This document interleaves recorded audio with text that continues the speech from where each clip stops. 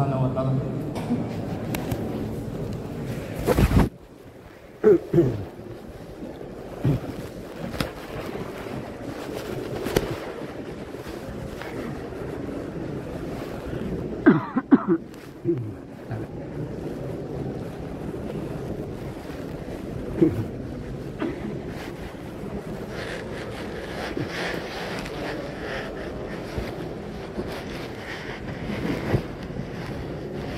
Bismillahirrahmanirrahim. Assalamualaikum warahmatullahi wabarakatuh.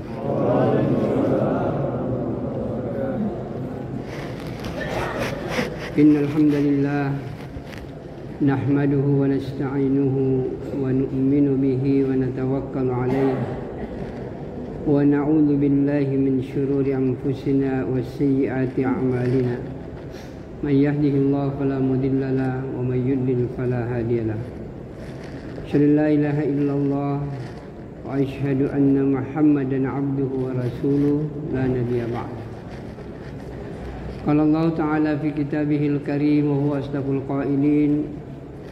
A'udzu billahi minasy syaithanir rajim. Bismillahirrahmanirrahim.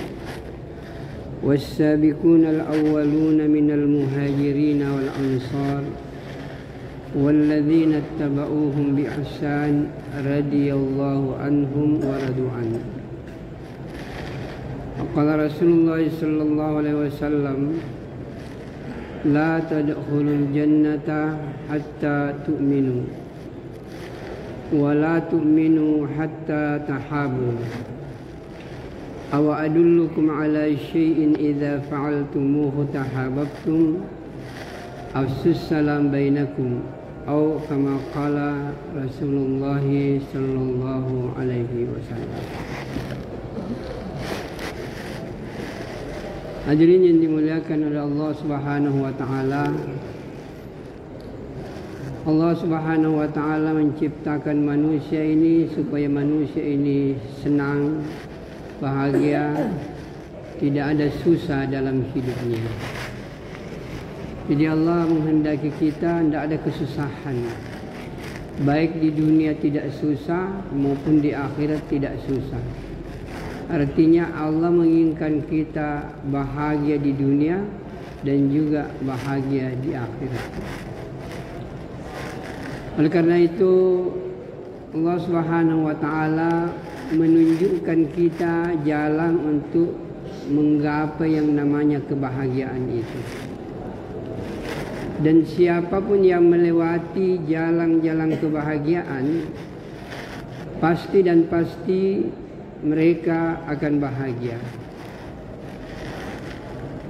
Tidak ada hubungannya dengan harta, tidak ada kaitannya dengan pangkat, dan tidak ada sangkut pautnya dengan persoalan-persoalan keduniaan.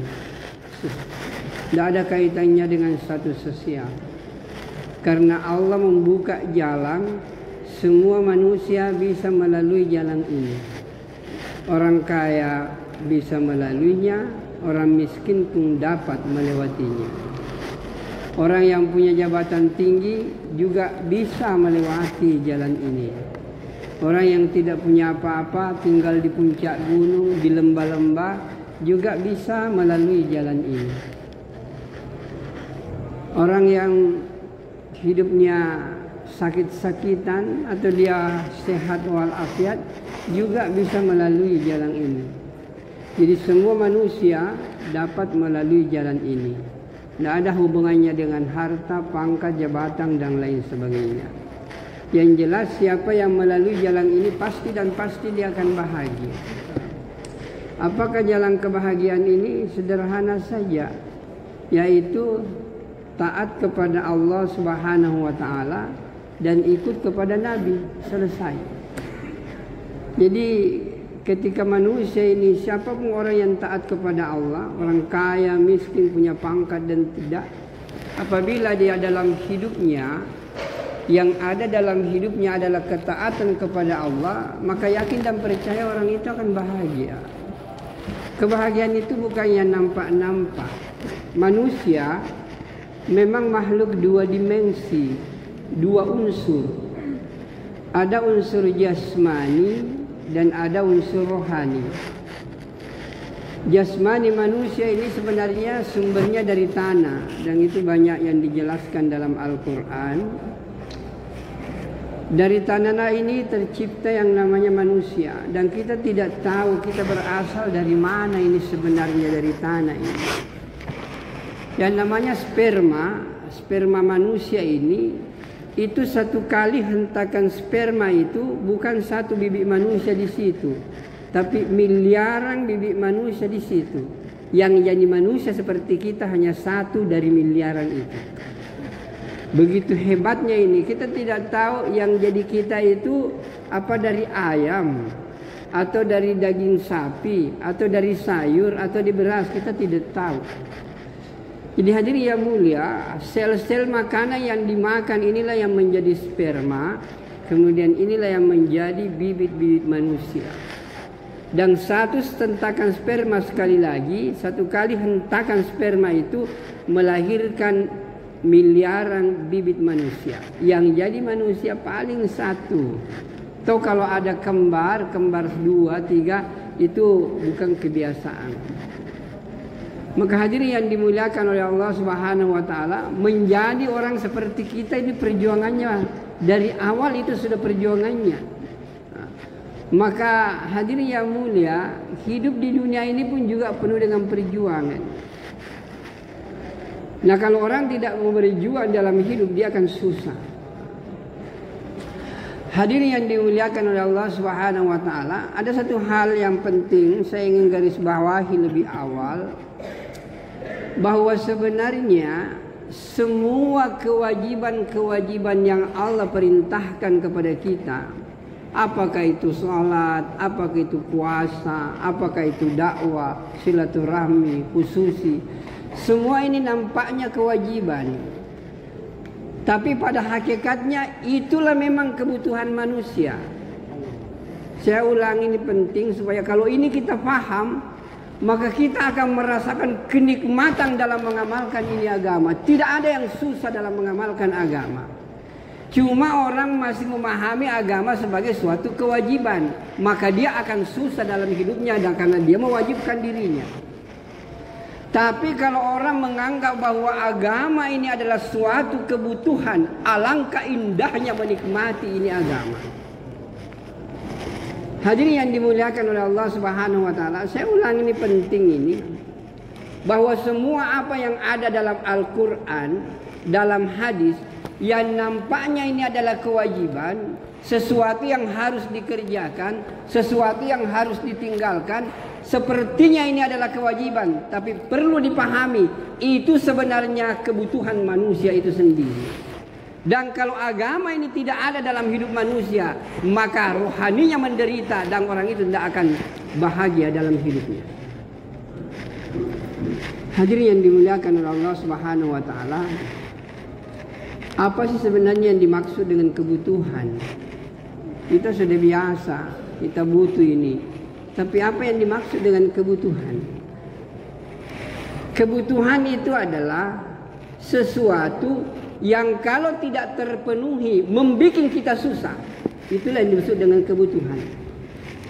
Saya ulangi, penting ini. Kalau ini kita pahami, Pak, menjalankan dakwah ini, jangankan dalam kota, ke ujung dunia kita akan datang. Apabila kita paham apa sih sebenarnya kebutuhan pokok daripada manusia ini. Hadirin yang mulia, jadi kebutuhan ini adalah sesuatu yang kalau tidak terpenuhi membuat kita susah. Saya kembali dulu untuk memahami lebih jauh. Manusia ini tadi adalah makhluk 2 dimensi. Ada dimensi jasmani, inilah yang bersumber dari tanah. Kemudian karena jasmani ini bersumber dari tanah, maka seluruh kebutuhannya juga bersumber dari tanah. Makanannya, minumannya, rumahnya, semuanya bersumber dari tanah. Dan jasmani ini akhir perjalanannya akan kembali menjadi tanah. Bukan itu yang kembali kepada Allah. Hadirin yang mulia, kemudian yang kedua, inilah yang disebut dengan unsur rohani. Unsur rohani ini adalah gaib. Dan inilah yang ditiupkan oleh Allah ke dalam diri kita.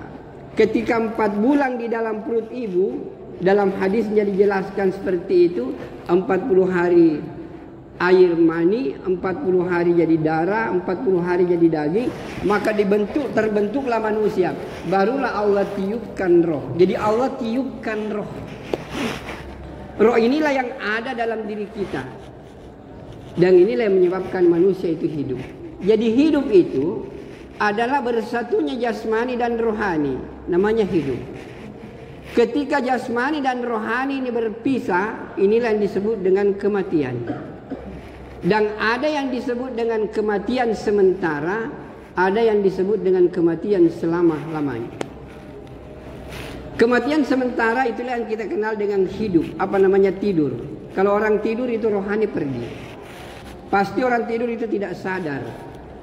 Biar dia apa-apain itu orang tidur itu tidak ada masalah itu. Kalau dia merasa sakit tidak tidur itu, pasti sudah bangun itu. Selama dia tidur tidak merasakan apa-apa. Kenapa? Rohani berangkat. Dan rohani bisa kembali lagi. Hadirin yang mulia, ketika orang tidur Allah genggam itu rohani. Dan siapa yang Allah lepaskan kembali rohani, kembali ke tempatnya. Tapi ketika Allah genggam seterusnya, inna lillahi wa inna ilaihi raji'un. Maka hadirin yang dimuliakan oleh Allah Subhanahu wa taala, inilah 2 unsur. Dan dua-duanya punya kebutuhan. Yang dimaksud dengan kebutuhan tadi adalah sesuatu yang tidak terpenuhi. Kalau itu tidak terpenuhi, maka kita merasa susah dalam hidup.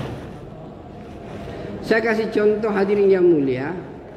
Makan itulah kebutuhan. Kebutuhan kita. Kira-kira kalau kita tidak makan, susah enggak? Luar biasa susahnya, Pak.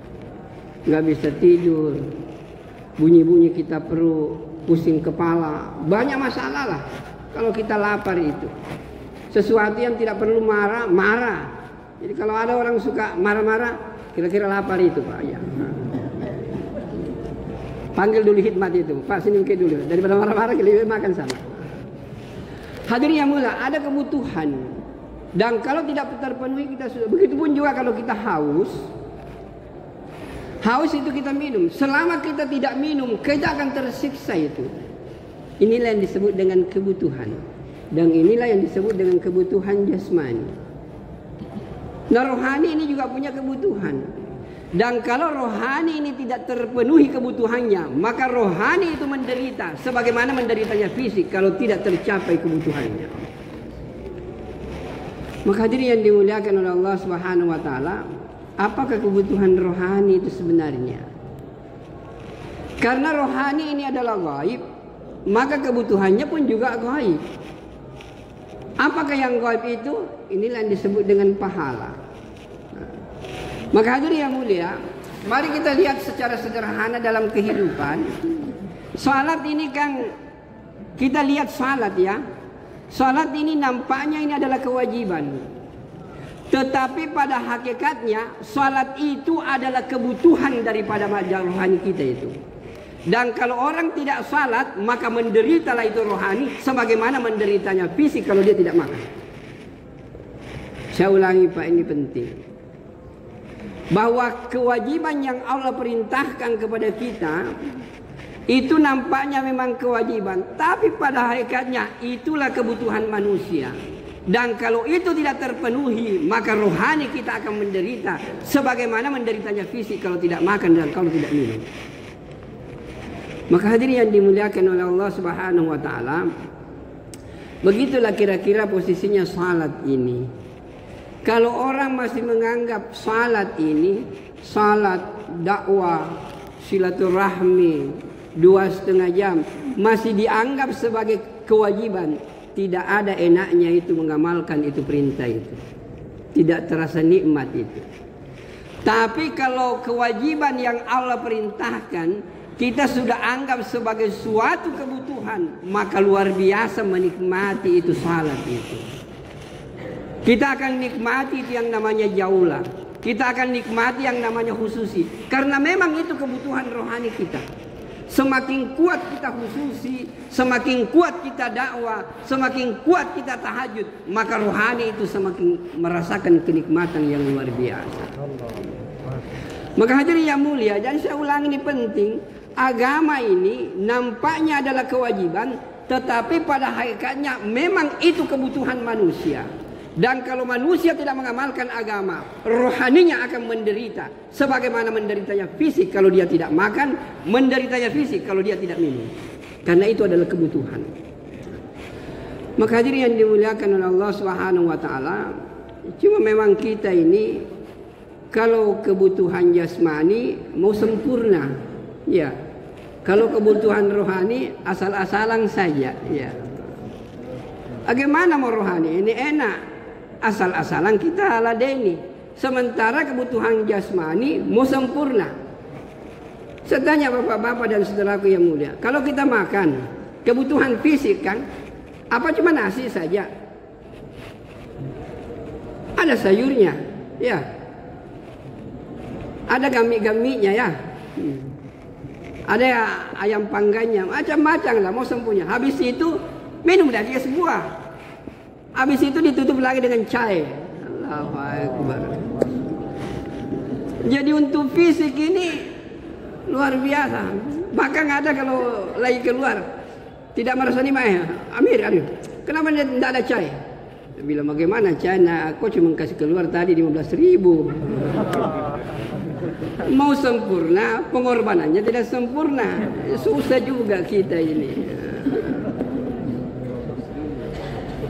15.000 dalam kondisi yang seperti ini, bensin 100.000.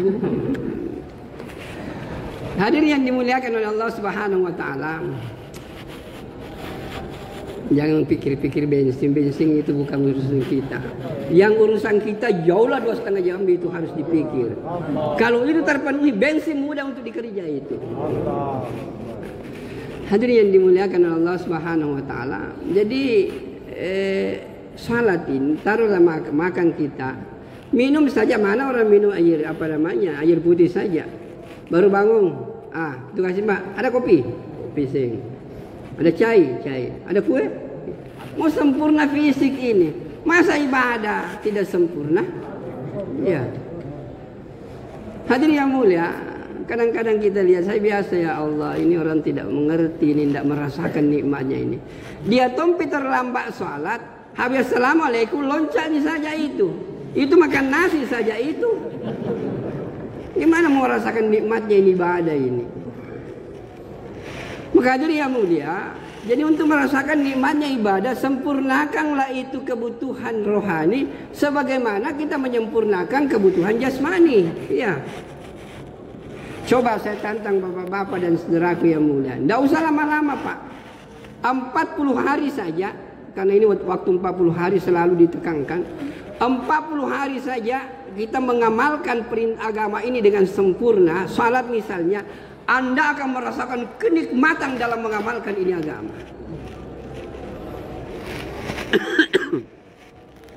Hadirin yang mulia, coba mulai hari ini, sebenarnya Pak, ini untuk menjadi baik gampang saja. Tidak usah orang lain, kita saja. Mau nggak kita jadi baik? Kalau mau gampang. Mulai niatkan hari ini saya akan menyempurnakan agama dalam hidup saya. Kalau kita sudah berniat begini, insya Allah mudah Allah berikan jalan untuk mengamalkan itu agama. Maka hadirin yang dimuliakan oleh Allah Subhanahu wa taala, coba sebelum azan dikumandangkan, Bapak usahakan sudah ada di masjid. Sebelum kalau mengaji di masjid toh belum bisa lawat, mengaji maksud saya. Kalau sudah mengaji di masjid, tinggalkan itu pekerjaan. Itu pertanda sebentar lagi waktu salat sudah datang. Tergerak rohani kita, rindu untuk jumpa dengan Allah Subhanahu wa taala. Antara rohani itu ke masjid dulu baca-baca Quran, zikir-zikir, mungkin musakarah. Habis itu kedengaran suara azan. Jawablah itu suara azan itu, Allahu Akbar, Allahu Akbar. Jawablah Allahu Akbar, Allahu Akbar. Sampai la ilaha illallah. Kita jawab, rohani itu sudah tenang Pak, sudah mulai tenang itu. Setelah itu salat qabliyah dulu. Salat qabliyah dengan penuh kekhusyuan luar biasa. Jiwa itu sudah mulai tenang luar biasa. Barulah kita masuk ke proses ibadah yang sesungguhnya, yaitu salat lohor. Setelah salat lohor misalnya, maka kita antar rohani sikir-sikir dulu. Sikir-sikir, subhanallah, alhamdulillah, la ilaha illallah wahdahu la syarikalah. Macam-macam sikir yang diajarkan oleh ulama-ulama kita. Setelah itu baru kita salat qabliyah 2 rakaat. Setelah itu mungkin baca-baca Quran. Kalau Bapak dan saudaraku yang mulia bisa melakukan seperti ini 40 hari saja, maka rohani ini akan merasakan kenikmatan luar biasa. Tapi kalau hanya salat qabliyahnya tidak ada, ba'diyahnya tidak ada, sikir-sikirnya tidak ada, nasi gitu nang sayur na makan rohani itu kasihan. Bagaimana rohani akan menikmati kenikmatan seperti ini? Begitupun juga dengan dakwah ini. Kalau dakwah itu kita sudah anggap bahwa kalau kita dengar bayang seperti ini, kita sudah anggap begini, oh saya sudah dakwah. Itu berarti berasji itu Pak, berasji itu menderita rohani kita itu. Kalau Bapak dan saudaraku yang mulia mau melihat rohani kita ini enak, tenang, damai, karena ini dakwah adalah kebutuhan yang luar biasa. Dan kalau dakwah ini dihidupkan Pak, maka rohani kita ini luar biasa bersinarnya. Dan kalau rohani ini bersinar, jangankan persoalan dunia, surga dan neraka pun mampu untuk dilihat. Hadirin yang dimuliakan oleh Allah Subhanahu wa taala, memang selalu dikatakan untuk melihat itu memang dibutuhkan 2. Fisik kita ini untuk melihat ini itu juga dibutuhkan 2. Yang pertama dulu, fisik ini harus sehat. Tapi biasa kan kita tanya orang, apa yang dimaksud fisik sehat? Ya apa itu sehat Pak? Ya sehat. Apa yang dimaksud dengan sehat? Bingung-bingung juga. Sehat itu sederhana saja. Apabila seluruh anggota tubuh kita berfungsi sebagaimana mestinya, itulah yang dimaksud dengan sehat. Mata bisa melihat, itu sehat. Kalau mata tidak bisa melihat, sakit itu Pak. Ya. Kaki ini bisa berjalan normal, bisa lari-lari, kaki ini sehat. Tapi kalau sudah 3 kakinya Pak, sakit itu. Ya. Jadi yang dimaksud dengan sehat, apabila anggota tubuh kita berfungsi sebagaimana mestinya, maka itulah yang disebut dengan sehat. Begitupun juga rohani kita. Apabila rohani kita ini berfungsi sebagaimana mestinya, alangkah indahnya menikmati kehidupan ini. Jangankan saya katakan dunia, pemandangan akhirat pun akan kita lihat apabila rohani kita sehat. Sama dengan kita, bagaimana melihat dunia ini kalau mata kita sakit? Ya, nggak mungkin Pak. Jadi orang bisa melihat itu ada 2 unsur. Ada cahaya dari luar, ada cahaya dari dalam. Kalau cahaya dari luar ketemu dengan cahaya dari dalam, itu bisa melihat. Tapi kalau ini tidak ketemu, tidak bisa melihat. Sekalipun ada cahaya di dalam, ada juga di luar. Contohnya gini, ini malam ada lampu. Lampu ini kan cahaya dari luar. Kemudian kita buka mata, cahaya dari dalam. Kalau lampu ada, kemudian kita buka mata, itu bisa melihat. Saya bisa melihat bapak-bapak dan saudaraku yang mulia. Tuan-tuan juga bisa melihat kepada saya. Kenapa?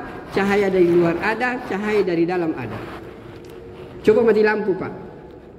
Saya duduk di sini. Ada yang lihat? Tidak. Sekalipun bapak buka mata, tidak akan lihat saya. Kenapa? Karena cahaya dari luar tidak ada. Atau sebaliknya, ada lampu, bapak tutup mata semuanya. Bisa lihat saya? Enggak mungkin. Nanti bisa melihat cahaya dari luar ada, cahaya dari dalam ada, barulah bisa melihat. Begitulah juga yang namanya pemandangan surga, pemandangan neraka. Sebenarnya itu hadirin yang mulia, dalam suatu wejangan sufi, Sebenarnya ini kita tidak bisa melihat indahnya pemandangan akhirat itu karena kita terhijab dari sifat-sifat yang jelek. Seandainya ini hubungannya dengan akhlak, seandainya semua sifat-sifat yang jelek dalam diri kita, dengki, iri hati, egois, mau dihormati, mau disanjung, mau dipuji, semua ini hilang dari diri kita, maka Allah akan membuka hijabnya dan Allah katakan, inilah aku yang sesungguhnya. Tapi selama kita mau dipuji, selama kita mau dihormati, selama kita mau disanjung, ada rasa dengki, ada rasa iri, sombong dalam diri kita, Allah akan menghijab dirinya terhadap kita. Tidak akan menikmati pemandangan akhirat. Baca Quran tidak merasa nikmat dengan Al-Quran. Mungkin juga kerja dakwah, tapi karena mau dihormati, tidak ada pun juga pemandangan akhirat yang bisa nampak dalam hidupnya. Maka hadirin yang mulia, sebenarnya berapa sih harganya diri kita, Pak? Lalu orang mau harga diri, berapa sih harganya? Dan di mana-mana saya sampaikan, baru-baru ini dalam malam markas di Sopeng, saya bilang, kalau Anda tidak mau menghancurkan harga diri, jangan mengharapkan agama ini akan tersebar kemana-mana. Hancurkanlah harga diri kita. Tidak usah kita mau dihormati, tidak usah kita mau disanjung, maka hidayah ini akan tersebar ke seluruh alam. Kenapa takut untuk jauhlah? Kenapa takut untuk khususi? Kenapa takut untuk ini? Karena di dalam diri kita masih ada perasaan mau disanjung dan dihormati. Coba kalau kita tidak mau disanjung, datang saja. Yang namanya dakwah, resikonya dua. Diterima, alhamdulillah. Ditolak, tidak jadi masalah. Itulah resikonya Pak dakwah. Nabi pun contohkan seperti itu. Apakah kalau kita ditolak langsung doakan keburukan orang? Tidak sama sekali. Buka kisah sahabat yang pertama, perjalanan Rasulullah ke Taif. Nangis kita membaca kisah itu. Maka hadirin yang dimuliakan oleh Allah Subhanahu wa taala. Jadi kenikmatan agama ini akan datang apabila rohani kita sehat. Dan kesehatan rohani itu apabila amal agama itu ditunaikan. Intinya adalah dakwah. Dan ketika bapak-bapak hidup dalam dakwah, kemudian menghidupkan dakwah di mana-mana, baik intiqali maupun makami, amal makami hidup, 5 amal makami, saya yakin luar biasa sehatnya itu rohani. Pemandangan akhirat akan nampak di hadapan kita. Maka hadirin yang dimuliakan oleh Allah Subhanahu wa taala, maka kalau kita melihat pemandangan akhirat itu harus buka mata hati kita dan terimalah cahaya dari luar. Apakah cahaya itu? Inilah Al-Qur'an. Ketika Al-Quran bercerita tentang surga, ini adalah cahaya. Kemudian bukalah hati kita dengan keimanan, percaya itu dengan apa yang ada dalam Al-Quran. Maka kalau keyakinan dalam hati bertemu dengan itu, maka nampak pemandangan surga dalam diri kita. Cuma memang harus dihilangkan rasa dengki, dihilangkan rasa sombong, dihilangkan menganggap diri kita lebih hebat luar biasa. Hadirin yang dimuliakan Allah Subhanahu wa taala, kemarin dalam pengajian ada orang yang tanya, ini kan sesuatu dari Nabi ini, kenapa kita berbeda? Ini kok salatnya begini, ini salatnya begini, ini kok kunut, ini tidak kunut. Saya bilang, Pak, yang namanya Nabi ini bukan hanya satu sabdanya, ribuan sabdanya.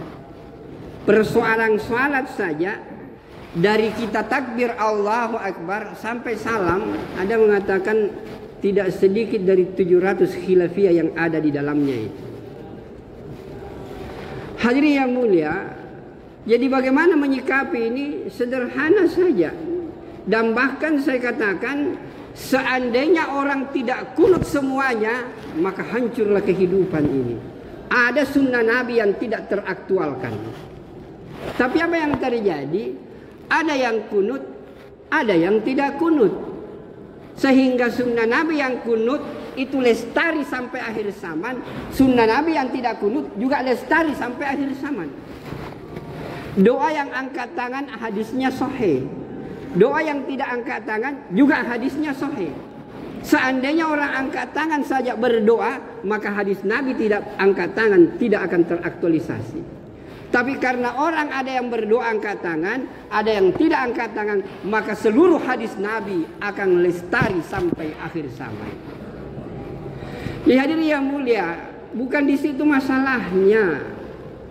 Masalahnya ini adalah bagaimana kita saling memahami, atau dalam bahasa sederhana begini.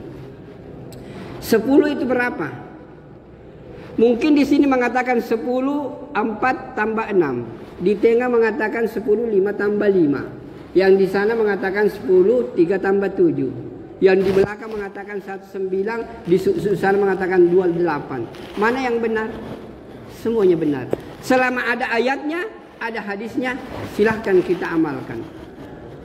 Dan alangkah indahnya, saya itu syukur Pak.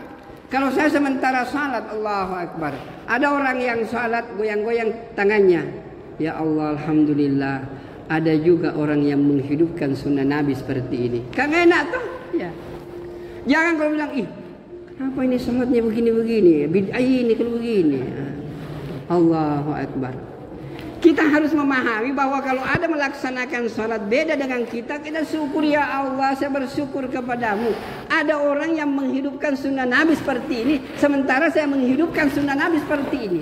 Alangkah indahnya kehidupan ini. Maka hadirin yang dimuliakan oleh Allah Subhanahu wa taala. Jadi sekali lagi, apabila kita merasakan ini agama, maka perlu dipahami, jadikanlah agama bukan kewajiban Pak. Tapi agama itu adalah kebutuhan rohani kita. Dan kalau ini tidak tercipta Pak, maka rohani kita akan menggelepar. Tidak ada kekuatan apa-apa. Bagaimana rohani yang seperti ini mau kembali kepada Allah kalau sudah loyo tidak bisa punya tenaga Pak. Inilah orang yang menderita di perjalanan akhir hidupnya. Karena dia harus kembali kepada Allah, tapi tidak ada tenaga, maka dia tidak akan sampai kepadanya. Maka hadirin yang dimuliakan oleh Allah Subhanahu wa taala, maka puncak daripada perjuangan dalam kehidupan rohani kita ini adalah dakwah. Menyampaikan ini agama. Makanya contoh kita sederhana. Tadi ayat yang saya bacakan, was-sabiqunal awwaluna minal muhajirin wal ansar. Jadi orang-orang yang dulu-dulu dari golongan ansar dan golongan muhajirin, inilah contoh kita. Inilah yang disebut dengan sahabat. Sahabat ini adalah generasi yang sudah dijamin masuk surga Pak. Ayatnya sudah jelas, radhiyallahu anhu. Allah reda kepada mereka. Waradu anhu, dan mereka rida kepada Allah. Jadi kalau kita sudah rida kepada Allah dan Allah rida, apa yang sebenarnya maksudnya rida? Yang dimaksud dengan rida itu senang menerima seluruh ketentuan Allah. Itu yang disebut dengan rida. Kita diperintahkan salat, senang menerima perintah salat ini, merasa nikmat kalau kita salat. Inilah yang disebut dengan rida. Kita disuruh dakwah, senang dengan melakukan dakwah. Semakin banyak kita jumpai, semakin kita senang dengan berbagai macam karakter manusia. Ada yang mengatakan macam-macam, datangi saja. Ada yang, pada dasar datang semua lagi. Alhamdulillah. Ada yang mengatakan, orang bodoh-bodoh, datang semua ini lagi. Saya bilang, ini orang tidak tahu bahwa S3 semua ini datang. Hadirin yang dimuliakan, tapi tidak usah Pak, tidak usah dikasih tahu orang. Kita keluar, peganglah itu adab Pak. 20 adab dakwah, pegang dalam kehidupan. Dan kalau Bapak tidak punya amir, jadikan 20 usul dakwah sebagai amir dalam hidup kita. Saya ulang, ini penting. Kalau memang Anda tidak punya amir, maka jadikan 20 usul dakwah sebagai amir menuntun kita dalam perjalanan dakwah ini. Maka hadirin yang mulia, perbanyak yang namanya dakwah, perbanyak kalimat la ilaha illallah. Hadirin yang dimuliakan oleh Allah Subhanahu wa taala. Jadi kalau kita mau melihat rohani ini, maka jadikanlah dakwah ini sebagai suatu kebutuhan. Jadi kalau bapak ini hanya musyawarah saja, tidak taklim, makan nasi gitu. Taklim itu sayur. Khususi itu mungkin itu ayam panggang itu khususi pak itu. Kalau kita dibentak-bentak oleh orang, maka itu Kentucky misalnya. Jadi kalau bapak tidak pernah dibentak-bentak, tidak pernah dicaci maki, tidak merasakan nikmatnya dalam berdakwah ini pak. Orang biasa katakan, oh dapat sunnah. Dapat sunnah itu artinya apa yang pernah dirasakan Nabi dan para sahabat kita rasakan dalam hidup. Ketika kita dapat sunnah seperti ini, sabar luar biasa, rohani itu luar biasa memandang pemandangan akhirat. Dan kita bisa melihat, oh bidadari itu sudah memandang kepada saya. Bapak yakin bahwa kalau kita meninggal berapa bidadari? 2,5 juta. Tahu nggak 2,5 juta? Dan tidak ada yang sama mukanya. Sedangkan manusia di Indonesia saja yang tidak sama mukanya Anda tergila-gila. Padahal itu meninggalnya juga, menstruasi juga, busuk juga kalau dia tidak mandi. Ya. Sementara bidadari nih, ka'amsalil lu'lu'il maknun. Dia seperti mutiara-mutiara yang tersusun rapi. Allahu Akbar. Kayaknya kita mau masuk surga secepatnya.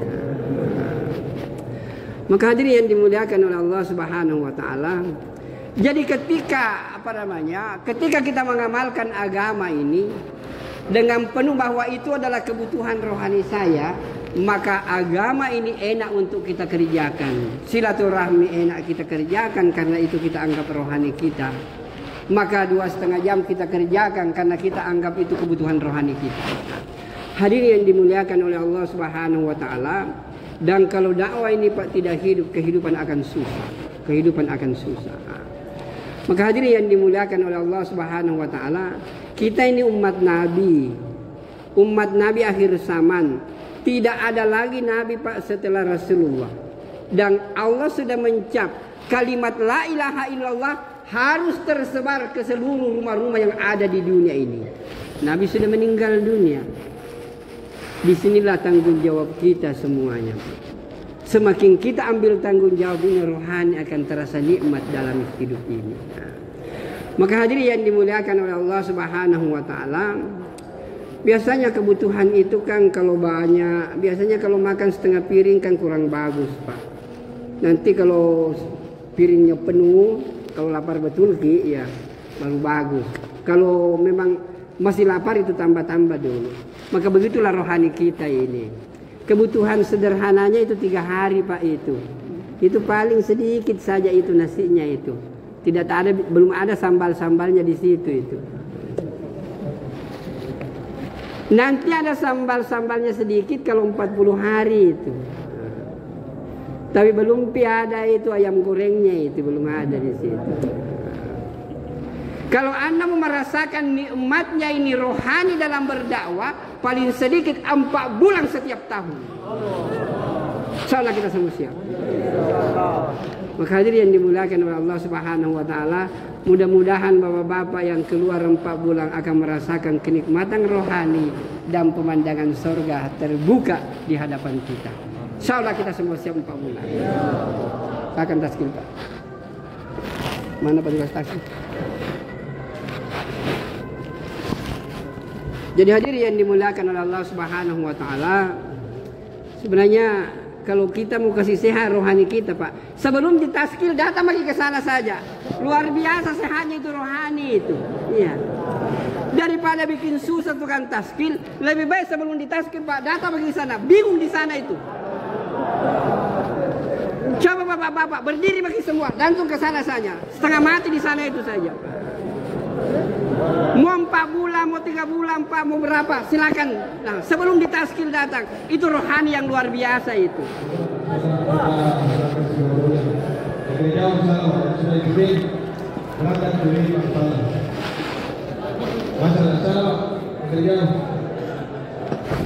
Sudah mengurus Rasulullah SAW tahun 2023 insya Allah diberangkatkan ke jauh.